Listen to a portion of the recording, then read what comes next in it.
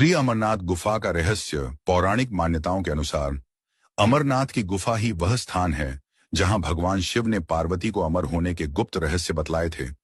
उस दौरान वहां उन दो दिव्य ज्योतियों के अलावा तीसरा कोई प्राणी नहीं था।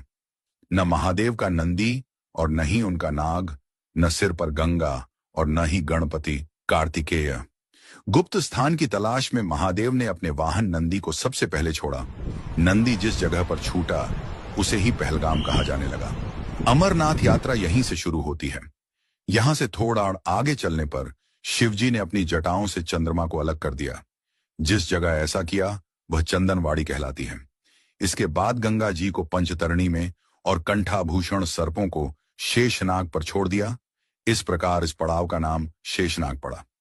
अमरनाथ यात्रा में पहलगाम के बाद अगला पड़ाव है गणेश टॉप।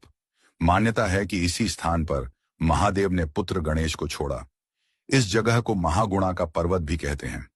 इसके बाद महादेव ने जहां पिस्सू नामक कीड़े को त्यागा वह जगह पिस्सू घाटी है। इस प्रकार महादेव ने अपने पीछे जीवनदायिनी पांचों तत्वों को स्वयं से अलग किया। इसके पश्चात पार्वती संग एक गुफा में महादेव ने प्रवेश किया। कोरी तीसरा प्राणी यानी कोरी कोई व्यक्ति, पशु या पक्षी गुफा के अंदर घुस कथा को न सुन सके, इसलिए उन्होंने चारों ओर अग्नि प्रज्वलित कर दी। फिर महादेव ने जीवन के गूढ़ रहस्य की कथा शुरू कर दी। कथा सुनते सुनते देवी पार्वती को नींद आ गई।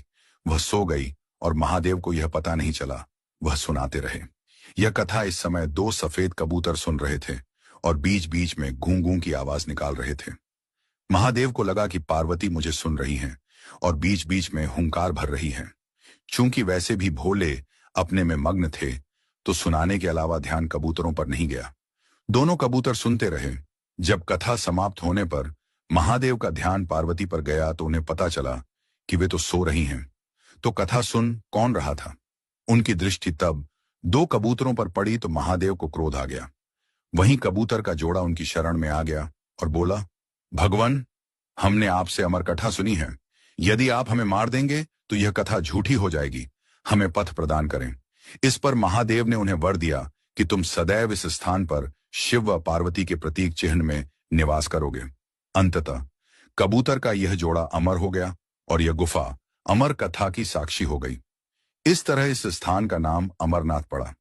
मान्यता है कि आज भी इन दो कबूतरों के दर्शन भक्तों को होते हैं। अमरनाथ गुफा में यह भी प्रकृति का ही चमत्कार है कि शिव की पूजा वाले विशेष दिनों में बर्फ के शिवलिंग अपना आकार ले